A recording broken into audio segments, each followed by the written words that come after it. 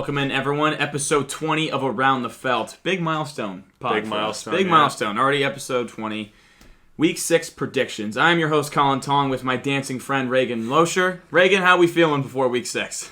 Groovy.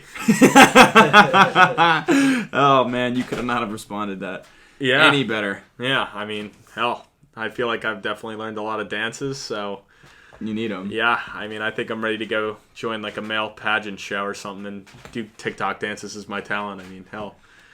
For anyone who has seen the videos, I am sure you disagree with that statement, but... And I apologize to your eyes. You should apologize. Yeah, as my boy Luke from school has been saying, it might be more of a punishment for the viewers than it is for me.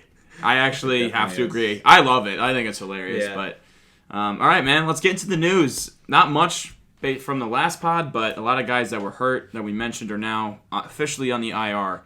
Richardson's on the IR. No timeline for return. A-Chain's on the IR. James Conner on the IR.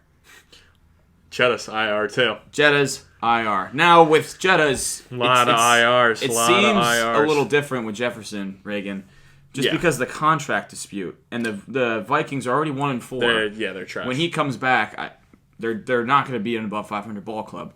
So does he hold out a little longer and be like, I'm not going to push this and make this a long-term injury because he never got that contract extension? Like, how do you see that playing out? I mean, it would make most sense for him to just hold out and not risk re-injuring it. And also, like, if the Vikings do plan on signing him long-term, like, why would they want to hurt their asset more? Like, so you would think I guess he would be eligible week 9 at earliest to come back. Are they really going to... Or actually, it might even be later than that because I don't know when their bye week is, so it might be like a week 10. Is it worth it if you're like 1-8 or 2-7 or even 3-6 to bring him back? If you're already like the Lions get to like 9-1 and it looks like you're still 3-4 games back from all the other wild cards, is it worth it? I don't know. Yeah, I also don't know. And another piece to that is if the Vikings lose this week and they lose another... I mean, they got the Bears this week. I think they're going to lose. Very winnable game. Very winnable, you're right. Very losable game without Jefferson. You know, both teams are kind of in the shitter right now. Say they lose to the Bears. Say they lose one more and they're sitting 1-6. Yeah. Right? What do you do with Kirk? Do you trade Kirk Cousins?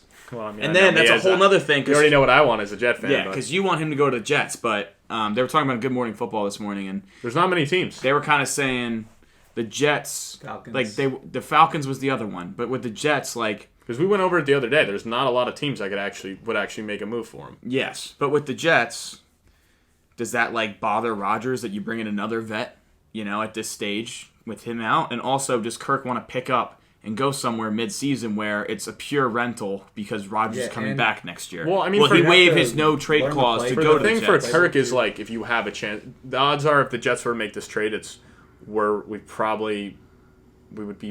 either have to win this week. Then we have our bye. Then we have the Giants, so we'd have to be sitting at 3. We would be either 3-4 or 4-3. So that would mean we still think there's a chance to make the playoffs. So that's the only way we make the move. Because we lose the next 2, like we lose to the Eagles and Giants, and we're sitting at 2-5. Do we even make that move? Probably not. Probably not. I don't think it's worth. So it also depends on that. But I think like for Kirk, he has not done anything in this league like come playoff time. So for him, if he has the opportunity to go on a team that's going to win a Super Bowl defense, why wouldn't he take that opportunity? Kirk's a big family man. I could see him not wanting to waive his no-trade clause, but keeping his he's going to have to leave anyway. Yeah, but in the off-season, where he has completely, full choice of where he wants to go, and that's more of a conversation where it's not like week of, hey, Kirk, we have a deal in the offer for the Jets. You want to go? Pick up your family right now and go.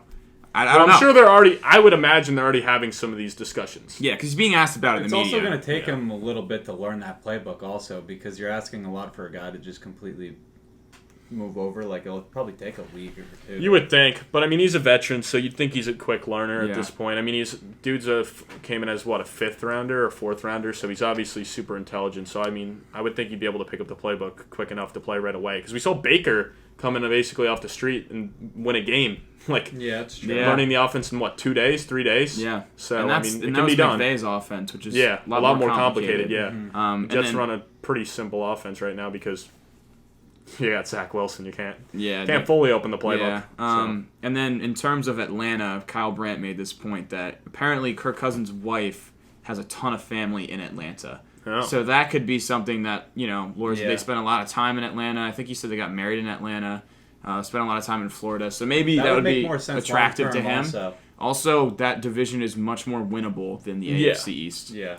Well, I mean, the Jets would be a wild card at this point. I mean, it's not. Yes, they'd be a wild card. Like yeah, but you're fighting for a wild card, a much more difficult conference. If you're going to make that move to try to make the playoffs, Atlanta would make more sense. Yeah. In the wide open NFC. It'd be a lot easier to get in. It's an interesting conversation. Now that we're talking about Atlanta, they made a move for Van Jefferson that they swapped late round picks with the Rams. Yeah. It's just, I want to say it's a good move, but to be honest with you, they don't throw the ball, and he'll probably get 2 targets a game, so I don't really think it makes a difference. Yeah, I mean, for the Rams, it just opens up more for Tutu Atwell at this point. Yeah, so. The Rams are set at wide receiver. Yeah, it makes sense Jefferson for them. was kind of out of the picture. Cole Hardman's also on the trade block for the Jets. It's weird they signed him and he doesn't even play, but you'd know more about that than me. Yeah, I mean, just don't need him. Like, that Xavier Gibson guy's just been so much better. He's been that speedster we needed, so a hell of a lot cheaper. So we'll see what happens with that, but. It's a good point. Yeah, they benched him to bring up a guy on special teams last week. It's possible that the Chiefs bring him back. I don't know. That's what I've been seeing a lot of talk of. I wouldn't be surprised, but at the same time, their receiver room is just so crowded right now. But it is with a lot of guys that are inexperienced and really not producing. So, I mean... Also, what does it say about him? Like, if he can't get on the field right now, like, there's got to be more to it. Well, I knew he wasn't going to be good because... But I mean, like, he's not even getting, like, he's not even suiting up at this point. Like, he was a healthy scratch last week. Yeah, so. But every receiver besides, Tyreek Hill, Unicorn, that leaves Mahomes is just never good anywhere else. That makes sense. But it wasn't even like he was that good on the Chiefs. No, he wasn't. So that's what I'm saying. So it's like, what really makes, like, there's a chance, like, nobody, decent. You would think so. He was all right. I mean. Because of Mahomes. Like, it was more of the Mahomes effect, and he also had a lot of injury issues. So, I don't know. Whatever. Such a, like, meaningless thing if we lose him or not at this point. Like, yeah, he's not an X factor in any stretch. If we can somehow turn him into a pick swap, sweet, but I don't think that's going to happen. Yeah, unlikely. Okay, Joe, let's get into the news. The questions. So to start off, Austin asks, who do you guys think is the best cornerback currently in the NFL? The best corner? Too much sauce. Yeah, I Too knew much sauce. That was going to be your... Too much sauce. He said that to me too. He's like, you're going to like my question, but I already know your answer. Yeah. He was more curious. It's hard to argue sauce. I mean, he was an all-pro last year. I mean, I could say Pat Surtain too. I still think they're the best too at this point. A lot of the guys in the league will say Pat Surtain's the best. It's a tough position. I'd say it's those two. I mean, they were the highest-ranked corner by the NFL Top 100. They were both the 2 All-Pros last year. So, I mean, in my opinion, that neither of them have looked bad this year to really... And I don't think anyone's looked better that wasn't in that spot. I feel like it's got to be one of those two. And he looked good against Wilson. Is that because of Zach Wilson? Is that because of Garrett Wilson? I don't know. He had a good pick, so... Yeah, I think it's definitely those two at the top. But then again, he got lit up by Tyreek, and he got lit up... Or he didn't really get lit up by Adams, but... Chosen Anderson burnt him on that one. Yeah, so it's interesting. But those are my top two still. All right. And he also asked, what are your guys' top 10 wide receivers in the NFL right now? Which is a lengthy question. Okay, I'm going to go no order, just because, not to take too much time. I know. Give me 10. Jefferson. Hill, Jefferson. Adams. Chase. Yep. Diggs. Yep. Mm-hmm. Cup. Yep. A.J. Brown. Yeah. I think we're missing, obvious ones. Huff wants Devontae Smith. Absolutely not. Not Keenan Allen. So far this year, Keenan Allen. Keenan you could make a case for. There's a lot of guys, there's kind of a set 10. I think those 7 are pretty given, and then there's okay. You could make an argument. You could argue, based on last year, you could say Jalen Waddle or Devontae Smith, but then Keenan Allen off this year, you could argue Keenan Allen. Yeah, you can argue Garrett Wilson too. I mean, rookie of the year last year. Right now. Yeah, Puka. Puka so far this year has been a top 10 receiver. Yeah, exactly.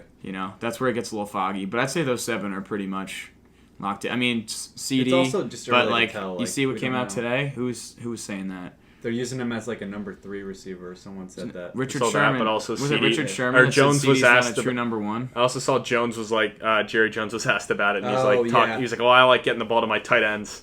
So he's like, Jake Ferguson, we don't need to give him the ball anymore. That's just ridiculous. I mean, CD was top 10 last year, but he's just not being used like that this year. I don't know. There's just something better to see in the off season when we're having these pods where no games are going on. Yeah, that's definitely a good talking point. There's a lot of these are hypotheticals and just opinion based. Obviously, most are, but Who do you guys think out of the rookies has the best potential to become a Hall of Famer in this class? Out of every rookie. I would say right now it's looking like Jalen Carter because he's just been a beast. Yeah, he's been a beast. And I'd say offensively it's probably Stroud just because he's clearly passed the eye test already and been able to I don't think do a there's lot. much of a debate. I'm gonna go offensively. Anthony Richardson. Just because, really, dude. Just because everyone was saying this kid can't play. He's not ready to play right away. Yada yada yada. He's one turnover. We've seen him dual threat, make great throws. He has a hell of an arm. He's got the running talent. Well, everyone thought he was gonna be struggling, like stepping into the league, and the fact that he's come out and played so well now, when everyone thought of him as having the highest ceiling, makes me think if he keeps this up, he could be stays healthy, protects himself. Yeah, my only thing with him is for being a Hall of Fame is I look at Cam Newton and like how he probably could have been a Hall of Famer if he didn't take such a toll on his body. So that's a good point. That's a good point. That if he can protect himself unlike Cam did, then he could. But so far, we haven't been able to see him do that because Cam Newton wasn't banged up like this his first couple of years. Yeah, like Richardson's already been injured, been knocked out of 3 games, and now is on the 4-game IR. Like, yes, I agree. But but also that's all just like addressing in the offseason. If he learns how to slide better and like you see this with quarterbacks all the time, so they had to go and work with MLB teams to learn how to slide like a baseball player. Yeah. That's why Russell Wilson's like been able to stay like injury free for so long because he knows how to slide because he was a baseball player. That's a good point. I will say though, Richardson also has much better throwing mechanics than Cam, and like he does. If you remember Cam throwing the ball, like it looks so ugly. It's like his shoulder dipped and everything. Yeah, it was weird. So I think he's more of a natural passer, and if he puts it together accuracy-wise with that big arm and his legs, I think he has the ceiling to be a Hall of Fame player. It's not a bad one. And who's your defensive guy? I mean, Jalen Carter is now. Definitely the obvious one. Witherspoon definitely looks good so far as well. It's just so. To predict gold jacket like 5 games in. Before Christian Gonzalez got hurt, he was looking very good too. Yeah, Gonzalez was looking good. That's a good one. All right. Caleb Dean asked, good evening, gents. Sneaky flex play, Josh Reynolds or Curtis Samuel? What's up? I'm sure he submitted that last night when he was at work because he works for a news network down in Florida, so he works the night shift. So I'm sure he was submitting that at like 3 a.m.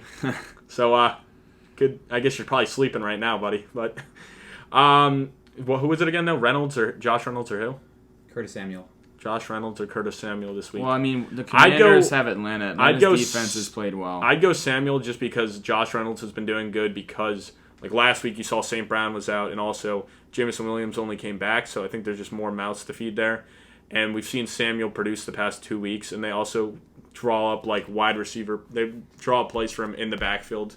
So he actually gets a couple carries here and there, so I'd go Samuel just because he has the upside to get a couple rushes in there as well. Yeah, I'm going to go Samuel as well. I mean, Amon-Ra coming back is definitely a factor. I don't love the matchup with Tampa Bay. Their defense has played well so far this year. Then again, Atlanta's defense has over-exceeded expectations as well, but I just think Atlanta's more gettable. But I would say if St. Brown's out, then I would probably go Reynolds. Yeah, I would But too. If St. Brown plays, I'd go Samuel. Me too. So I basically base it off of what St. Brown does. Okay, from Matt Saperstein. Is Brock Purdy a league top 10 quarterback? I just had this argument with I'd say my friends. Definitely. I said no. Wow. I what? don't think he's Really? top 10. How? I think he's in that, like, 13 to 16 range. What? He's definitely playing like... I don't know how you can't say he's top 10 right now. Like, who would you put over him? 10. Like, who are you putting over him? Mahomes. Yeah. Allen. Yeah. I mean... Okay, are we saying like yes, the last go over 5 yes. games or Burrow, like come on. Burrow can still go over. Okay. Yeah, go ahead. Mahomes, Allen, Burrow, Hurts, Herbert, Lamar, Rodgers when healthy. Okay. I lost count of who I even had. You have 7. Just think of some other names. It's like I'm taking him over the like Dak, Kirk, for sure, Geno, Daniel Jones. I'm not tier. taking him over Kirk. Really? I think you put Kirk. I think you put Kirk Cousins. I think you put. But I don't Cousins like that in argument. I don't like the if you put them in that situation because they're not in that situation, so we don't fully know. I mean, the 49ers, that's why it's a hypothetical argument. I think if you swap teams, like, but the whole thing is Kirk like Cousins you can't even better. say that for certain because Jimmy G looked okay in that system. They drafted Trey Lance 2nd overall, and he could third overall, couldn't even do anything and he couldn't do anything in that system. So I don't love that. Yeah, but Garoppolo was never like. They went to the Super Bowl with Garoppolo, and he was good there. Yeah, and but now he sucks on the Raiders. He was okay. Yeah, but he Garoppolo was okay. Purdy's been insane for them. He's been better than Garoppolo. He's not turning the ball over, and he's putting up good numbers. I think he's top 10. I don't know, man. Just the way he's playing. You can make even with Kirk over him, that still only gives you 8. Tua. Yeah. Okay. 9. Tua. I'm not taking Stafford over him at this point. Oh, I'm definitely taking Stafford over him. Yeah. Dude, 10. Boom. Thank you. Okay. I'm definitely taking Stafford. The guy who's won a Super Bowl MVP, put Stafford in that offense, dude. Holy shit. He's got no one. Stafford has no one to block for him. I definitely don't. But he's love Stafford's in a good system as well. If there's, I would put so many. If we're doing put this guy in the system, I would probably name a shit ton of guys. I just don't like that argument because it's I'm just all hypothetical. The teams they're on right now, Yeah, I'm just basically going off of what they're doing with what they have. I don't even care what they have. It's what they're doing.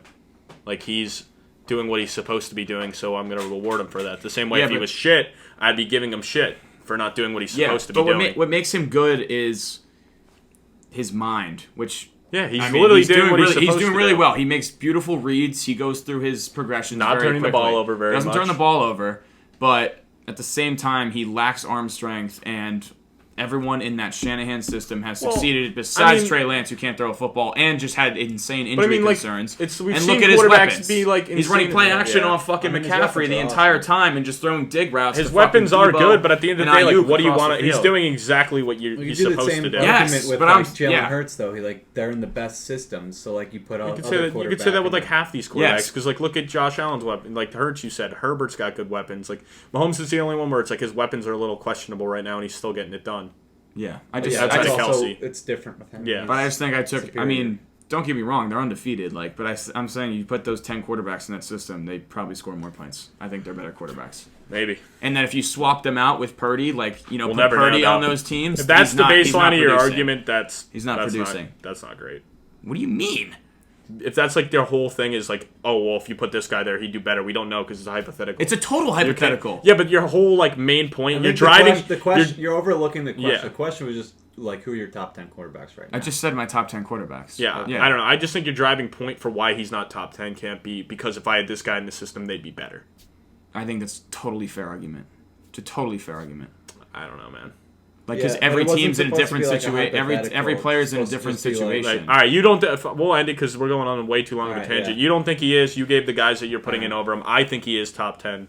We can move on to the next question. All right, Jared asks a fantasy question: Hawkinson over Andrews rest of season? ? Yeah, I'd say Jefferson so. out. I'd say definitely future. Yeah, but Jet is out. I mean, Hawkinson's the number one target in that offense right now, and the Ravens' offense they haven't looked amazing this year. I mean, they've looked good in some games, and there were a lot of games like the Colts game where you expected a big output and they didn't do it. They haven't been putting up the numbers we're used to with Andrews and Lamar together, so you don't love that. And Hawkinson's already had a big game, and like we said, Jettis is out, so for me, it's just an easy play. I'm going to have to agree with you. No arguments there. Hawkinson might be, above Kelsey, too. He might be the number one fantasy tight end. Yeah, I think if he passes Laporta. Yeah, which shouldn't be that hard, because it's not like Laporta's that high up. I mean... No. I think going forward, there's no tight end I'd rather have than Hawkinson, even over Kelsey. I know that might be a hot take, but I'm still taking Kelsey. I mean, just because Kelsey has the injury concerns, he's been banged up. He already got banged up early, and then he just got re-injured. Had the worst weapons too, so Kelsey, he's gonna have to throw it to Kelsey an insane amount the rest of the year. Also. Yeah, it's just more his age and health at this point that I'd rather have no risk at all. But and also the Chiefs they can get up big in games and just rely on their run game, then coast through the rest of the game. I see the Vikings either trailing or being in a close game every game this year. So the Vikings will definitely be in more shootouts. So that's why. Yeah, but if the Chiefs are going to blow teams out, and they hang 30 points, Kelsey's probably a big part of that at the same time. But they've shown they can run the ball this year. The Vikings can't run the ball. The Chiefs have been really good with just running it with Pacheco too. So I don't know. There's just a lot of factors that put. I don't know. I'm still taking the greatest of all time. All right. We got our guy, Hugh Chavez again. Oh, jeez. And he's got another thing, and he's not happy. He keeps talking shit, but he won't expose himself. Definitely not happy with me, that's for sure. All right, let's get into this. I'm hoping that Danny Penny's injury is legit and that he's not faking it to avoid the humiliation of going to an outrageous 1-13 in prime time. Let's root for injuries. You're a good man. It is a little weird that he got hurt the week before another primetime game. However, what are the days you guys record? It's going to be tough with my work schedule due to the fact that I work nights, but I should be able to take a few minutes and knock some sense into these delusional Giant fans about the realistic truth regarding Danny Pennies. I also don't appreciate the little boy behind the camera calling me too much of a coward to call in. If he's so certain that I won't call into the pod, then maybe him and I make a little bet. I think the bet should be centered around an eyebrow being shaved off. If you're so confident I won't call into the show, little Joe, then put your damn eyebrow on the line. I mean, I'm fine with that. I'm fine with that because how about neither me or Reagan have to do anything. Yeah, that works. If this little coward didn't make a fake alias, and his name is actually Hugh Chavez, then he has to do a punishment of anyone that we decide on the season-long ones. And if his name is actually Hugh Chavez, I'll shave my eyebrow off. Okay. But you're not. He's a coward. He's a bitch. Oh, is it convenient? Wait. The week before. Hold on. So let's get the terms of this. So Joe's saying if your name actually is Hugh Chavez and you prove it's Hugh Chavez, he'll shave one of his eyebrows off. That's what you're saying? He's not a real he's someone that's hiding behind a fake alias so he could talk shit because he's a burner account. So if it turns out this isn't a burner, Joe's going to shave his eyebrow. But if it is a burner, which we all expect it is, then you have to... First, you'll call in. We record Mondays and Wednesdays, so you can email us at our email. He won't do the punishment because obviously the guy's making a fake name. Yeah, he's just going to keep submitting fucking questions every week, just shitting on Daniel Jones and Joe. You're talking about Pennies. If he can't even put his real name on it, then the guy can't do a punishment. Yeah, Hugh has no balls. Those are my... if he doesn't agree to that, which he probably won't, then I've got nothing to worry about. Hugh, email us at around.the.felt.sports. Just at check gmail.com. Check out the website. So everything he needs on there. Email us so we can set you coming up on the podcast. We film Monday and Wednesdays. You said he was rooting for injuries, but he said I don't think he said that. No, he says I hope his injury is legit. Yeah, he did say that. That's not rooting for injuries, though. He thinks that... he's faking it? Yeah, but essentially he's rooting that it's a serious injury. More serious than what it is out to be. I took it as that he... In his point of view, I took it that he's saying Daniel Jones is faking it because he's too afraid to play in prime time. But he's like, that's what he's talking about. I got to worry about my prime time record, so let me fake this injury. It's not even cleared by doctors for contact. He might be faking. I might be siding with Hugh on this. He might be faking. Yeah, that makes sense. He might be afraid. Totally makes sense. I'd be afraid of the Buffalo Bills, too. I don't even remember the rest of the spiel. I don't even want to get into it. It was basically just a bunch of blabber. I hope honestly, it was mostly talking shit to Joe. Yeah, Hugh, I hope he plays. I hope he plays Sunday night. I want to see Daniel Jones get that win finally because I hate the Bills. I'm a Jet fan. So let's go root for the Giants, baby. Yeah, well, I mean, I'm a Jet fan. There's 3 times a year I'll root for you guys. It's when you play our teams. So grow a sack, Hugh. But yeah, please contact us. Let's get you on here. Do we have any other questions, or is that it? That's it. Wait, no, there was more now? I mean, there was Kyle asked a stupid question. What did he say? No sense. No, I know what he's talking about. He said is let me pull this up. It's is Najee a mid-venger or shit can? I don't know what the fuck that means. Yeah, this is a new thing that our buddy Jared came up with for Colin. Yeah, but why are we doing inside jokes on a podcast? I'll explain it to you guys. So a mid-venger is essentially it's basically a player that was supposed to be good and ends up just being mid throughout the whole season. So yeah, I think it's safe to say Najee is a mid-venger in that offense for sure. For fantasy, I mean, I had high expectations for him, but they can't say that again. Leading the league in rushing. Yeah, well, it was a hot take. It wasn't a it wasn't a it wasn't a -110 take. No, that's fair. That's fair. So I live and die by the hot take. So you can give me shit. I was wrong. But, I was just trying to... take it on the chin, right, Jackson? I mean, Reagan? Yo. But, yeah, I think it's safe to say he's a mid-venger, and there's a... I have this other one, but it's obviously another burner. The name is Javier Baez. Oh, Baez. That's Evan Anderson. Yeah, we know it's you, Anderson. Evan's alias? We think so. Evan thought Hugh Chavez was so funny, so he named it after. I know it's Evan because... Shutup123@gmail.com. That's why I know it's him, because that's his Telegram. That is your Telegram name. Is it actually? Yes, that's why I said it's him. Yeah. Yeah. I read that. What's the question? The question's stupid. So, as a Giants fan, would you be mad the Giants taking Penix between 5 and 10 if that's where the pick ends up? I mean, I'm not a Giants fan, so I can't. You're also an Eagles fan, so I don't want to hear you say. Yeah. No, I don't even know if he's saying as a Giants fan. It might. I think he's asking why is he not asking an Eagles question?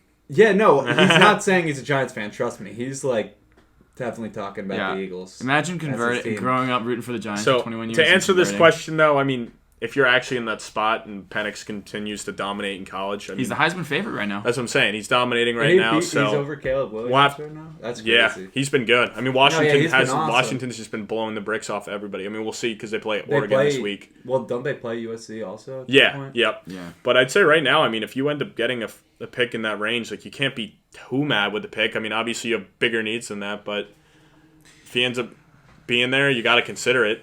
I think it's worth considering. I mean, still a lot of football to be played to determine whether or not you're moving on from Jones, but Penix has been dominating at Washington for a few years now. He throws a beautiful deep ball. A lot of draft gurus are high on him. Most have him, I think, slotted in third behind Williams and May. So I think it's worth considering, but it'll be interesting to see what happens. A lot of football because he refers to him as Big Penix energy. RG3 says some rambunctious shit. He says shit some out of pocket. Now, also, if the Giants do move on from Daniel Jones, like, do they move on from Dable and Ryan then, or not Ryan, Shane? No, because they didn't. They want to draft their own guy. Because that's what I'm thinking. Like Gettleman, dude. That's a Gettleman guy. So do they give him the pass and are like, all right, let's get him their actual guy, or are they just like, how did you go from making the playoffs to winning like 4 games? Yeah, but last year's team, like, let's be honest, they overachieved for what was on paper. Yeah, and that's why Dable won Coach of the Year. Just because they kind of float back down to earth this year doesn't mean you give up on Dable. Plus, John Mara wants to get his hire right so bad, and he's fired coaches after 2-3 years. So you think that if anything, 3-4 coaches, they move on from Jones because his contract's honestly pretty movable at this point. It's not like one of the craziest I think Dable and Shane get their quarterback at least 4 years each, unless next year they're like one of the worst teams in the league. They choose to not draft a guy and they're like, you know what, we can make this work with Jones, and it doesn't work. Yeah, I mean, we'll see. We'll see. I just think there's no shot Dable and Shane are on the hot seat after this season. No, I was just saying, because if you move on from Jones, does Merrick go out and be like, I want to get a new GM and a new coach to get their quarterback? I mean, they do deserve it. I mean, the guy brought him to the playoffs. So that's why they didn't pick up his 5th-year option last year, because they weren't sold on him. They weren't sold on him. They didn't think they were going to bring him back, and they didn't think they were going to be that good. Yeah. They didn't think they were going to be a playoff team. They thought they were going to have their choice at a quarterback. Jones better give half that contract to Dable. You better buy Dable. Nice. At least give him some pennies. Come on. All right. Any more questions or what? Or that was it? That's it. I believe that's it. All right. So let's take a quick break, and then we'll be back with our predictions and preview for Week 6. Yo, everybody. We really appreciate you guys submitting questions every week, but if you can continue to do that, make sure you're doing it on our website. We put a lot of work into that, so we'd love it if you checked it out and continue to submit questions there. But also read the articles. Colin's been doing a good job with it and writing a ton, so read them. Watch them, comment on them, let us know what you think. Thank you. All right, guys, welcome back in. Let's get right into that Week 6 preview with the Thursday night football game. We got the Denver Broncos traveling to Kansas City. The spread is currently 10.5 points in favor of the Chiefs, so Vegas is expecting a blowout here, and so am I. I'm not even going to waste the time. I'm just going to tell you, the Chiefs are going to win by a lot at home. Yeah, the over-under is 47.5. I wouldn't be surprised if this gets hit by the Chiefs by themselves, because this Denver defense can't stop anyone. The Jets just hung 31 points, and Mahomes is 11-0 against Denver, and Denver has not beaten the Chiefs since before Fortnite was a fucking thing. So wow, dropping a Fortnite reference. Really trying to. What's your favorite Fortnite dance? Yeah, can you show us? I'm not the dancer here. Whoa! I do strictly TikTok. Yeah, the OG. That's a good one. Come on, let's see it. No, I'm good. So yeah, I think is that the next punishment? 5 days of Fortnite dances. That would be funny. That would be good. Not nearly as bad as you and Jackson Mahomes, but speaking of Mahomes, yeah, Mahomes is gonna roll. The Chiefs are gonna win. They're gonna blow them out. I'm backing my boy's brother. That's fucked. All right, next we got the London game. Baltimore minus 4.5 at Tennessee. Just take the London and call it a day. Over under 4.5. 40.5. I'm gonna go with the Ravens straight up and against the spread. Really? Why? Yeah, they've struggled offensively with drops. I just think Tennessee's such a streaky team. You never know what you're gonna get each week. They can come out and look really good. They can come out and look really bad. And they play up to their competition though, and they play down to their competition. So that's why I'm taking Tennessee here, because it seems like when they come in as the underdog and they have to play a good team, they end up getting it done. And then when they have a game where it's like, all right, Tennessee looked great last week. How did they not beat them? Then they get blown out or they lose. So I'm taking 4.5 points because on top of that, it's a neutral site. They both got to go out to London. So if you can give me the points, I'll take the team that I think is pretty even with the Ravens, so I'm taking the Titans there, and I honestly think they can win straight up. I mean, I think these they're teams not even on paper, that's for sure. No? Roster-wise, no, they're not even. Okay, well, throw it to paper because I don't give a shit. But, yeah, I'm going to go with the Titans. I think this run D obviously got their dicks kicked in. Yeah, they got their dicks kicked in last week. Secondary is terrible. I'm Get-right game for Baltimore. I mean, I think it's a get-right game for both teams because both of them had rough losses last week against division rivals. So, they're both going to come in pissed off. But I'm leaning Tennessee here, but I wouldn't be shocked if it's the Ravens because it's got to be one of them. Great insight right there. Good point, brother. Let's go Red Hawks. Next, we got Niners minus 6.5 at Cleveland, over under 37.5. I'm rolling with the buzzsaw of San Francisco straight up and against the spread. This team is too talented. I don't think Cleveland will be able to run the ball against his front with Jerome Ford. I don't trust Watson to make plays in this game. And, I mean, that's even if he's playing. If he's out, this is going to be a fucking blowout. The Niners have scored 30-plus in every game this season. They just exposed Dallas's D. It's matchup proof. I don't think the Browns can hang with this Niners team. All right. This is my upset play of the week. I'm 3-2 after hitting last week. I'm taking Cleveland here if and only if Watson's the quarterback this week. I think this defense is amazing. I think they're able to keep it close enough, and I think Watson has a good enough game in this tight game. Cleveland's been playing close games all season, and when they're at home, they're a different team playing in the dog pound, and maybe some weather will come in here. I mean, that's why the line's 37.5. So if it's one of those windy games like we've seen in the past Cleveland where it gets ugly, I think they have a chance. But that's a bold take, my friends. Oh, it's a very bold take. My it's friends. A very bold take, but this defense is legit, and only if Watson plays, because if it's Dorian Thompson-Robinson, I'm taking the 49ers at whatever line it's at because he sucks. Yeah. Or yeah. I shouldn't say it like that. It's just he's a rookie, He hasn't had a lot of experience, and I don't expect him to figure it out against this defense. So whose defense is better, San Francisco's or Cleveland's? We'll see this week. This is a good test to really tell you. I mean, at the end of the day, San Francisco's better. I don't know. It's definitely debatable. I mean, they looked fucking really good on Sunday Night Football, but I'm not going to discredit Cleveland because they had a bye weeks, and you just saw San Francisco play. So yeah, but San Francisco's better. All right, next we got Indy at Jacksonville. Jacksonville -4. Jags coming off a big win against Buffalo in London. Indy coming over a big win against Tennessee. Both teams sit at 3-2 atop the division. Over under 45.5. I'm going to go straight up Jacksonville, but I do think it's by a field goal, so I'm going to take the 4 with Indy. I think it's kind of a classic letdown game for Jacksonville. Right after a huge win against Buffalo, flying back from London. But they did beat the Colts by 10 week 1 on the road, but I don't know if you remember, the Jags were actually down, and they kind of poured it on in the fourth quarter. Well, I don't trust Indianapolis enough with Minshew under center, although it is Minshew revenge game. I'd like to see JT get more involved, but I do think the Colts can hang in there, but there's no way they go to 4-2. I think their Cinderella start to the season's got to end soon. Yeah, I think Jacksonville actually beats them by double digits in this game. I think they've clearly figured it out. They look a lot different than the team we saw week 1. They've looked pretty good the past 2 weeks, especially that defense. So I think this is a totally different defense than we saw week 1. I changed it for you already. So I think this is a totally different defense than we saw week 1. So I fully expect this offense to continue to figure it out, which they have been. I mean, they've Lawrence just threw for 300. looked better and better every week. Finally. So I expect a big game here. I really don't think this is going to be close. I think it's going to be Jacksonville like 30-10. Wow. Yeah. Calvin really had a big game week 1 against the Colts, Yeah. so let's see if Ridley can get going. Yeah, again. I think if he can continue to involve all of his weapons between Ingram, Kirk, I know Zay's out, but between Ingram, Kirk, and Ridley, and plus Etienne's continuing to come into his own, so I think this offense is more dynamic. And what's-his-face is back too, Cam Robinson, right? I'm not sure. I'm pretty sure he's back, yeah, because I know they were saying, I don't know if he played against Buffalo, but they were saying he was eligible to come back, but they were thinking they were going to hold him out until they got back from London, so that's a massive upgrade on the offensive line, too. So I'm calling it now. Huge, huge, huge blowout by the Jaguars. Can't stress it enough. Wow. All right, next we got Washington at Atlanta. Atlanta's 2.5-point favorites over a win against Houston. Washington off that pathetic blowout loss to Chicago last Thursday. The over-under is 42.5.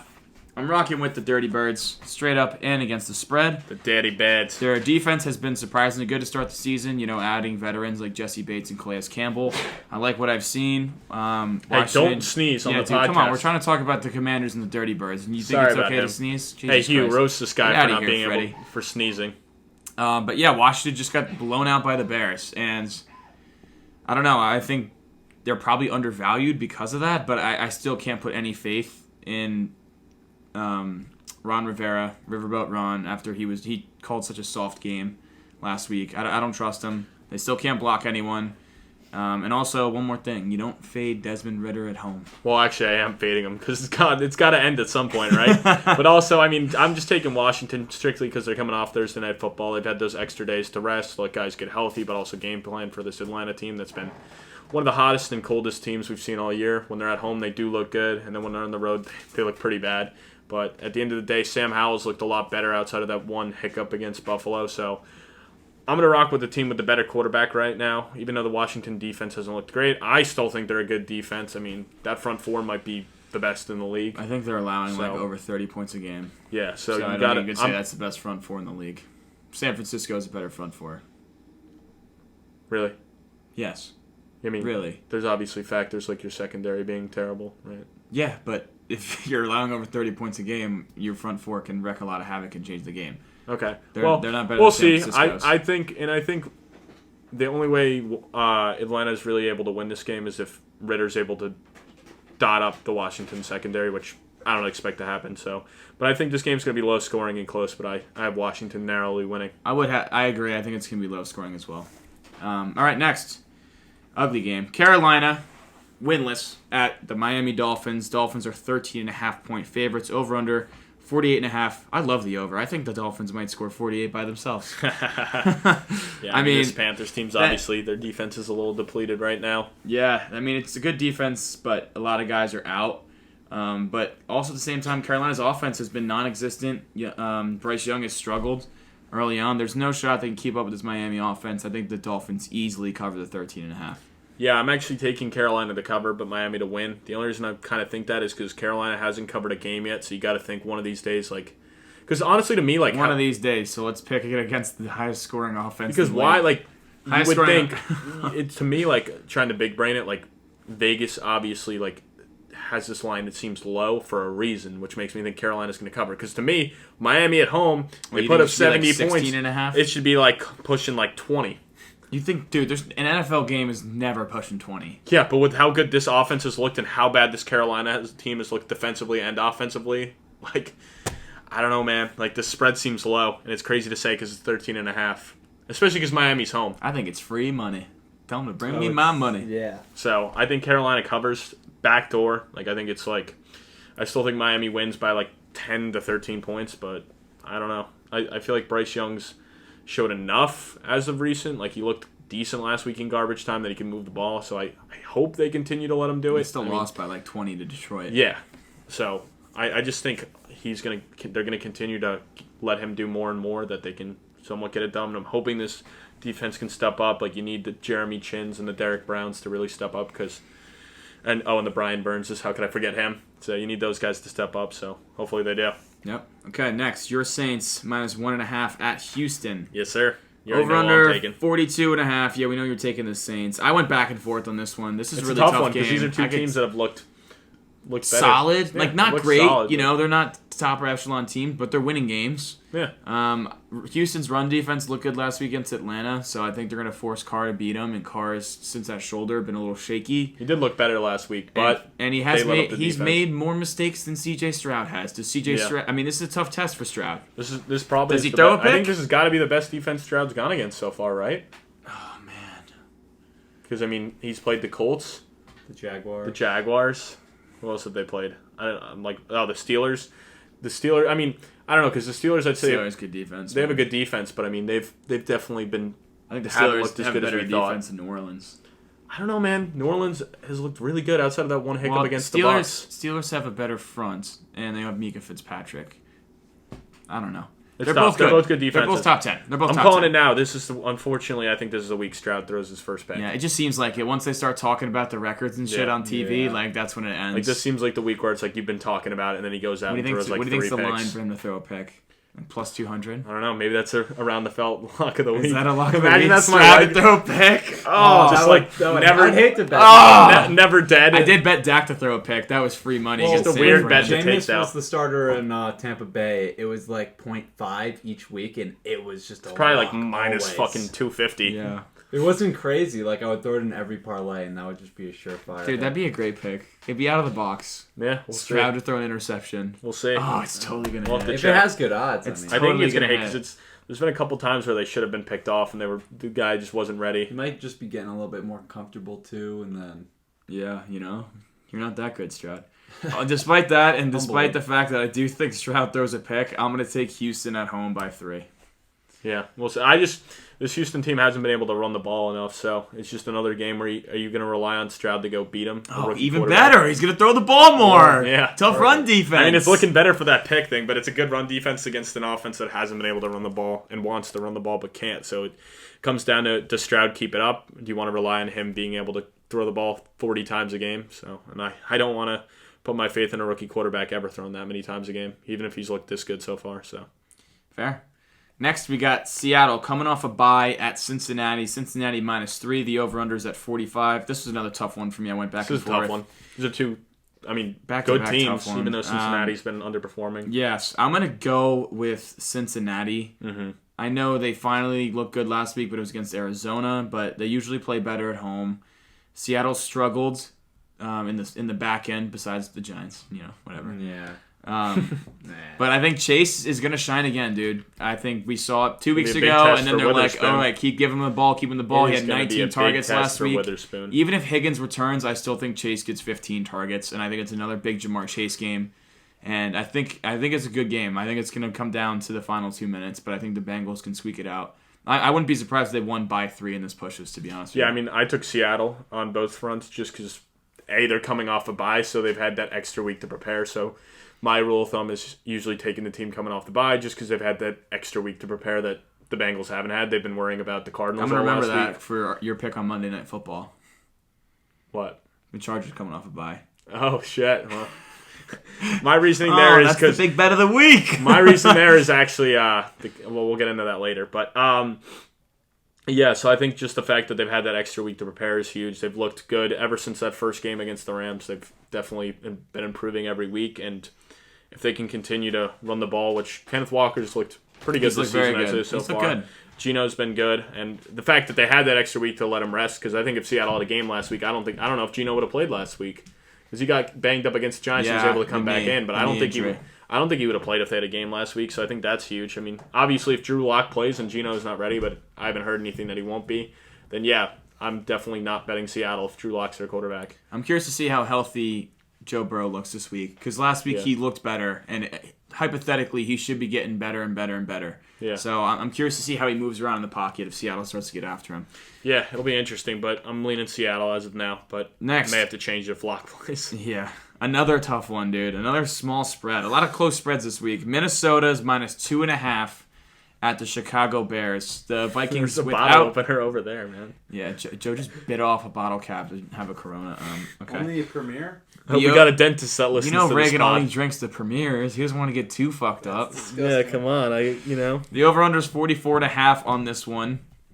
Ugly game. Another one I went back and forth with just because the Bears look good against the Commanders, but then again, it's the fucking Bears. The Bears are going to bear. I expect a lot of points. The Bears are going to bear. Yeah, this is actually a low over-under for these two teams. Right? Because I think I like the over, dude. I definitely like the over 44.5. I like the Bears offense. My brain says over, but my brain also says, why is the line so low? Yeah. Because these defenses suck. I know these defenses suck. So maybe under is the play. And Fields has been playing well the last couple weeks. I'm not gonna lie. Why in the world is he's this got 8 44.5? Isn't that one of the most? Yeah, but why is this over under 44.5? That another DJ that Moore just game. looks like a smash over play. I would like another DJ Moore. Another game. DJ Moore game. Isn't that weird? That's such a low line. I could see this being way in the 30s for both teams. Just Fields and Cousins taking turns driving down the field and scoring touchdowns. I guess without Jefferson, that definitely impacts it a Hammer bunch. TJ Hawkinson props. Hammer DJ Moore props. TJ Hawkinson receptions. Dude, TJ Hawkinson receptions, yards, and a touchdown. I love it this week. That might be my leg for the parlay. It's going to be a big Hawkinson week. Also, the Bears defense is so bad that they had 2 sacks in the first 4 games. They played the Commanders last week, who have let the most sacks in the league, and they finally got 5 sacks. Yeah. So even you without go against Jefferson, the worst offensive line in the league, and then that's usually the recipe. Right. So I think even against that's why I'm taking. It's a good Minnesota. thing they didn't play the Giants this week, because then going into next week, we might think they have a legit defensive front. Yeah, that's honestly that's a good point. That's why I'm going to go with the Vikings. I think Kirk Cousins is going to sit back in the pocket, and even without Jefferson, I think Addison has a good game. I think Hockenson has a monster game, and I think the Vikings win a close one. The guy just drops half the ball. That's going to piss him off. So I hate KJ Osborne. He sucks. Hey, because I have Addison in fantasy, and they were playing Osborne over in the beginning of the year, and I'm like, this guy drops half his targets. I'm going to definitely do another big reception NFL Sunday bet, and hopefully I don't get screwed again. So I'm actually leaning Bears on this just because Fields is clearly starting to come into his own. Maybe that's because he's been going against not the best defenses. Commanders and who? Denver? But it's not like Minnesota has a good defense either, so that it makes needed a little bit of confidence. That's all. So he's got the confidence swollen here. I mean, even without Khalil Herbert, I think Roshan Johnson will step in, and DJ Moore has clearly been that wide receiver one they're looking for. Oh man, he looks. I have a lot of confidence in the Bears offense right now, especially going against a terrible Minnesota defense. I like DJ Moore a lot this week, and I mean, the defense looked better last week. Can they continue that momentum? I don't know, but I hope they do. But I narrowly have the Bears winning, and its main reasons are how good Fields has looked, how bad Minnesota's defense is, and the fact that Jefferson's not playing. That's a huge issue for me. And also, you're giving me 2.5 points for the home team. I'll take it in the division game. The Vikings haven't really shown anything to prove that they should be favored on the road right now. Yeah, it's probably biased from last year, to be honest with you. But I still have. I think it is. I still have faith in the veteran Kirk to make enough plays. It'll be close that they're going to beat the Bears. Sure. Yeah. So that I'm pretty sure that wraps up. Yeah, that wraps up the 1 o'clock slate. So we're going to take a quick break. When we get back, we're going to the rest of the games. What's up, guys? It's Colin from Around the Felt. Thanks to the Niners covering -3.5, we get to watch Reagan dance on TikTok all week. So make sure you're checking out those videos, share them, spread them around. I'm freaking loving it. Now let's get back to the show. Welcome back in. Another close game, Reagan. A 3-point spread. New England traveling to Las Vegas. Las Vegas 3-point favorites. Over under 41.5. Such an ugly game. I hate that I'm doing this, and I cannot believe that I'm backing this New England squad again. I'm not. After the last 2 weeks, I just think I'm doing it though. Bills are coming off, because Bill Belichick coming off. But Bill Belichick has historically dominated against his disciples. If anyone knows, but Josh McDaniels is different. Clearly, if anyone knows how to stop Josh McDaniels' offense, it's Bill Belichick. I don't even know. I think pretty much everyone does. I think it's gonna be like a 16-13 Patriots win or like a 13-10. I think it's a very low scoring game. I actually hate this game, but I just think Bill doesn't lose to his disciple. I think they pull it out somehow. This despicable offense, last in the league in points per game. I think it's like 11 points per game. I'm taking the Raiders. They play better at home, like compared to most teams. Like they're one of the best teams at home versus on the road. On top of that, this offense is a lot better than New England's, which isn't saying much, but it is. And honestly, these defenses are pretty comparable, even with New England being pretty banged up. But like the fact that this New England team hasn't been able to stop a nosebleed the past 2 weeks just gives me zero confidence. I mean, they've allowed 72 points in the past freaking 2 games. So it's bad. It's bad. Trust me, I'm not confident. I think we're going to be coming in next week saying they've allowed 100 points in the last 3 games. Like, I think the Raiders saying 30, 28. Yeah. I mean, they made the Saints look like Super Bowl contenders. Yeah, I mean, I think the Raiders could. I mean, they have enough firepower on that offense between Adams and Jacobs. So, yeah. Okay. There's Patriots just. Trust me, I'm not confident. They'll win it. They'll win. They'll beat the Jets. They'll go 2-15 on the year. I don't like either team. I really don't like either team. Hey, Paul, don't worry. You guys at least got one more win when you play the Jets. Oh boy. All right, next we have Arizona at LA Rams. The Rams are 7-point favorites. Over under 48.5. I'm going Rams straight up and against the spread. We just saw the Bengals. Brother. Me too, brother. Oh, finally! I feel like we've been disagreeing all night. Nux. That's a nice nux. Yeah, I'm not gonna lie. That would have been the cleanest fist bump I've ever had in my life.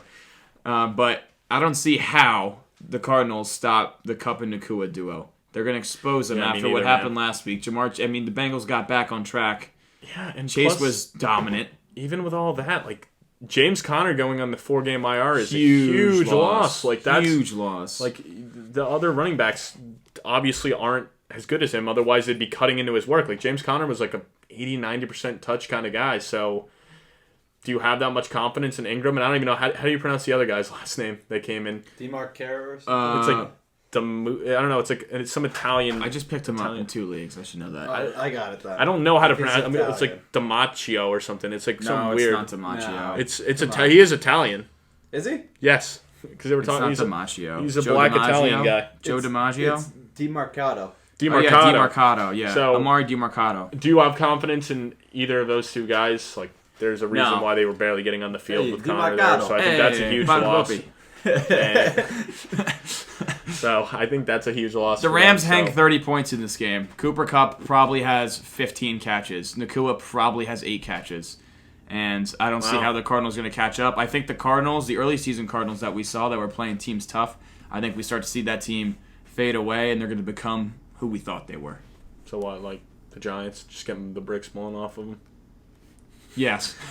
But no, and also Kyron Williams too has looked good all season for the most part. He's been heavily involved, so I think it could be a huge game for him too. He hasn't been very good efficiently. He just gets a lot of volume because there's no one else competing for touches. A good fantasy week again too. So if he punches one in, I would not be surprised. Me neither. Next, the Philadelphia Eagles are 7-point favorites. They travel up to New York to play the New York Jets. Your New York Jets. Yeah, let me put my unbiased hat on for this. Yeah, let's put the unbiased fan I have the hat Jets on. winning and covering since the hat's on.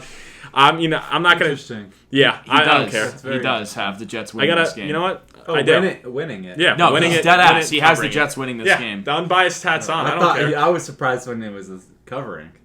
Can you explain your rationale, please? Yeah, I mean, honestly, we're at home, so that's a plus. Right off the bat, that's a plus. There's a reason tickets are $135 $135 because there's going to be more Eagles fans than Jets no, fans. because the Swifty fans had so much fun at the Travis Kelce game. Let's to go watch his brother Jason play. Idiot. But yeah, okay, that's Who's on the Eagles? Yeah, that's what I'm saying. Yeah, that's why it's all So Swifties. they'll be repping the Eagles. They'll just be like yelling about the turf probably. There's if anything. probably going to be. That's their new issue. I'm going to say 60% Eagles fans. Yeah, I think there will be more. It'll be close because I mean a lot of Jets fans bought tickets already because of Rodgers. So. And then they sold them. They're not selling them to Eagles fans and making. I don't know because we looked good against the Chiefs and we beat Denver last week. So what do you think the split is fan wise? I'd say it's probably close to 50-50. Yeah. Okay, so when you say when your first point for backing the Jets is they're at home and then you say it's 50-50. Well, I'm saying no, because it's still better than being in Philadelphia. A lot better, because if we were in Philadelphia, that's a whole different environment. Like it is, but that's still, what I'm your saying. home field That's what I'm saying. That's what I'm starting with. Advantage. It's just more so we're not in Philly. We're not in Philly, so that's already a plus. Because when you're in Philly, that's a whole different environment over there. Okay, so that offsets. Yeah, so the fact... So your first point offsets. No, it doesn't offset, because it's still not going to feel like we're in Philadelphia, even if it's 50-50. So, no. But, One thing for sure, there'll be a lot of green in those stands. That's a hot take, but that's what I'm here for. I think there's going to be a lot of red. What if you go and there's like 25% Travis Kelce jerseys just in the... We're just here for Jay. They get to watch T. They get to watch T tomorrow, and they're just all going to go there for Jay on Sunday. Who calls him Jay? Probably them. They probably call him Jay and T. You think? Yeah, I don't know. Okay, continue. Why else do you have the Jets unbiased? What did they call her T? Well, Hurts freaking sucks. No, I love Hurts. Hurts is a system quarterback. Yeah, like after being like a huge Hurts guy, just for 1 week, be like, this guy stinks. No, put a lot of quarterbacks there. So Saleh said, actually, we have the perfect stop to the tush push. But no, in all seriousness, kiss 11 guys. I think that was our defense is so good right now. Like they looked really good against Denver last week. I was super happy with what I saw. Wilson has been really good for Zach Wilson standards. So I think, I was waiting for the second half of that statement. For Zach Wilson standards, he's been really good. Yeah, the past 2 weeks. So for like the worst quarterback ever. He's playing like he's pushing top 20. He's a guy that's like creeping up to that top 20 range. I'd say creeping up to like 25. All right, still, I didn't even think we'd be having that conversation this year, so I'm just happy to be here. But and the fact that Breece Hall is fully healthy and has no limitations, he looks so good. I love Breece Hall. So the way we win and cover here is we get him involved, and it's going to be tough because that Eagles front seven is one of the best in football. So it's not an easy task, but if we can get Breece Hall involved, I'm talking like 20 carries at minimum, and really run the ball down their throat and not make Zach Wilson go out and beat him. I mean, we obviously got to get Garrett Wilson involved too, but I think if we can do that... If they're down big to start, are they going to be... Well, I think if we're down big, that means our defense shit the bed, and then my whole thing goes out the bed. I'm expecting He shit the bed, his whole thing goes out the bed. It goes out the bed. It goes out the bed. The shit is out of the bed. The shit is out of the bed. The beds are completely out of it. We're by the toilet now. Sheets and everything. Yeah. Sheets and everything. And the shit. No more shit either. But Not yeah, even the bed frame. so Whole bed gone. it really comes down Mattress and to, everything. can we get pressure on Jalen Hurts? I mean, you can beat the Jets. Like, these quarterbacks have been able to beat us on the ground, unfortunately. We saw it against Mahomes. We saw it with Allen. We saw it last week with Russell Wilson. So we got to learn how to get pressure on them and not let them scramble out of the pocket, because Jalen Hurts is one of the best running quarterbacks in the league. So Good point. we got to put pressure on him because, like Joe has already highlighted before, he is one of the worst quarterbacks under pressure. So if we can, I have highlighted that. so if we can He make is it one of the show, worst under pressure. Yeah. that's our way to win. And against zone. Yeah, well, we run some System zone. quarterback. We run some zone, so we'll see. But all right, let's hear your side of the coin here. I'm going Philly straight up and against the spread. So you're just a hater. That's No, I'm crazy. not a hater. That's crazy, bro. You're a Listen, Giants fan. You know we're rooting for the Jets. Are you rooting for the Jets? Yeah, I'm Yes, rooting for the obviously Jets. we're rooting Let's for go. the All right, Jets. that's all. no. All right, that's all that matters. Yeah, I'm baby. Anderson. Like, you'll see Yeah. my next pick. You'll see my next pick. You know Anderson. I picked We're the not in the Bills. Philly It's just the Stadium pick. It doesn't going, mean "When I'm not October, root- wow." doesn't mean I'm not rooting for the Giants, you know? What, bro? But yeah, I just think they're too talented. I think that front is going to expose the Jets' offensive line, which has been an issue, which is why they brought in Lyle Collins for a visit. So did the Giants. So I mean, we also nice lost little AVT, duel. so that's Yeah, AVT now with That's the the reason Achilles why gone. Lyle So I think Collins is Wilson's going to coming be in. pressured extremely high in this game. Don't worry. I he's mean, good you want to talk under about pressure. you want to talk about quarterbacks that are bad under pressure. I don't think they're going to have the opportunity. I think the only way they move the ball is with Breece Hall, and I think it's going to get to a point where Breece can't get them back in the game. I think Philly's too talented. I think a touchdown's a little too low for me, so I'm going to take Eagles to cover. Defense has got to step up. Yeah, it's the only chance you stay in this one because Got to get that that offense pressure is on going to Hurts. struggle. I don't see how the offense scores more than 20 points for the Jets. Yeah. To be honest with you. Fair enough. All right, No, I'm another close spread. Detroit. This was shockingly close to me. 3 points, yeah, which makes you think, does Vegas know something? Mm-hmm. Everyone's going to be like, Detroit -3, you know? I mean, it seems like a lock. Detroit -3 at Tampa Bay, over under 43.5. I'm going Tampa Bay, straight up and against the spread. They have a strong run defense that I think can limit Montgomery. They're coming off a bye. Baker's looked good early. I think it's a classic letdown spot for Detroit. You know, a new team kind of creeping up the rankings. Now all the analysts and, the talking heads are starting to put them in the top 5. Classic letdown game. They drop one. Riding with Baker. Yeah, I took Detroit to win and Tampa Bay to cover. I actually think Detroit wins by a field goal, so that would technically be a push in the situation, so I should just put in push. You should just put in push because then you could root for Tampa Bay to win outright. Yeah, but if I put in push, then I get a loss if it's not a push. No, you just put in.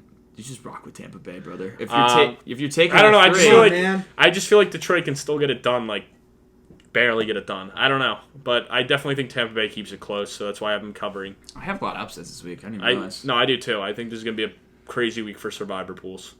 Who'd you take in Survivor? So right now I have the Bills as my safe play, and then I have the Saints as my risky play. I took Miami. Yeah, That's a pretty There's safe a couple. one. The Bills Yeah. and Miami are very safe, but Yeah. I couldn't use Miami, so and I don't think I could use Kansas City either. Are you sure the Bills are a safe play? You gotta listen. No, I'm just joking. Actually, I'm just if joking. Tyrod's the starting quarterback, I'm changing it. I'm changing. I'm telling you, Tyrod coming back. Tyrod, yeah. The Mafia don't want it. The Mafia don't want none of that team. Well, that is our next game, so let's just talk about it. The Giants Yeah, at good segment. Buffalo. two of the most electric teams we've seen this season. Buffalo's a 13-point favorite here. Yeah.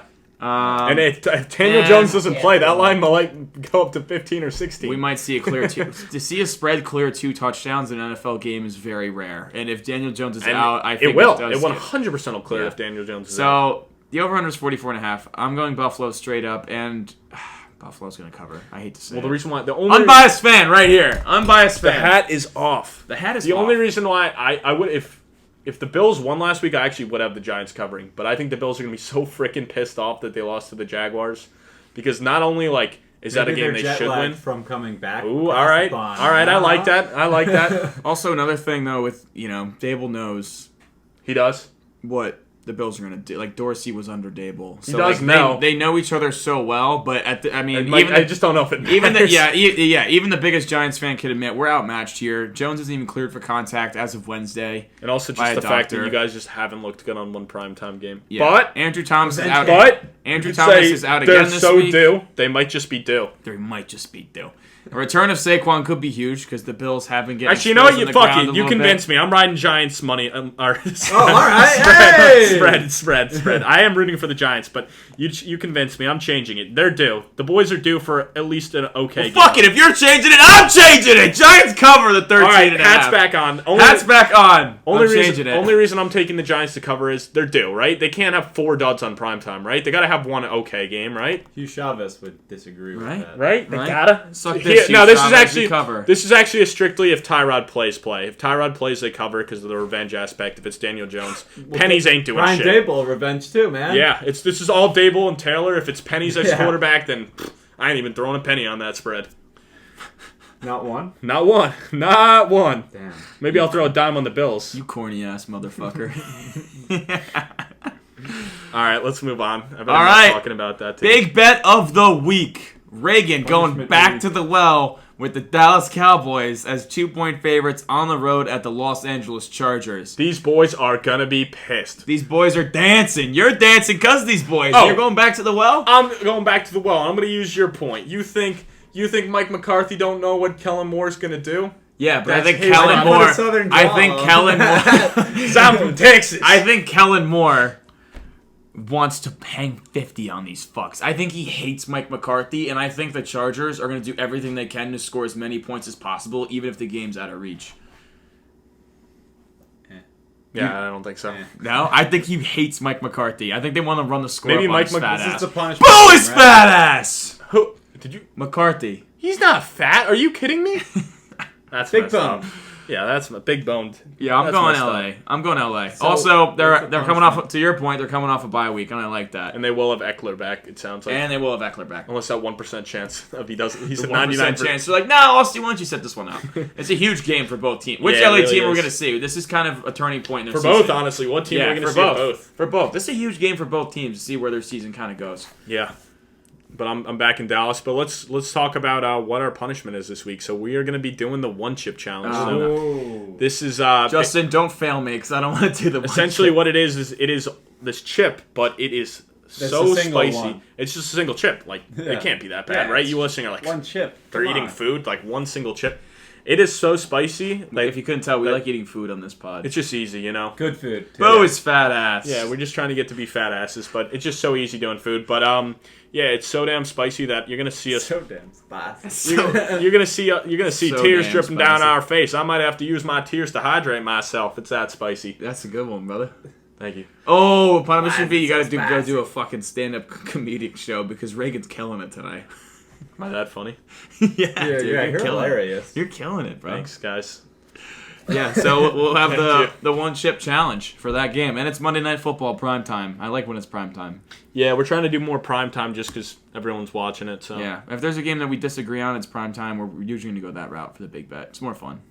Yeah, but that pretty much wraps it up. You got anything else to say? Otherwise, we'll get out of here, man. I'm good. All right. Well, guys, keep checking out our social medias. I got 2 more days of dance videos. Merch coming soon. Check out the website. Merch is actually coming soon. We finished the designs today, so very soon. And they look great. They do look great. Shout out to Charlotte for making them. And on top of that, we also have a special guest who you guys will see tomorrow spinning the wheel. So you do, special guest. Yeah. One of the biggest football fans special. I know. Yeah, one of the smartest guys I know, too. Wow. Shots fired. Very smart.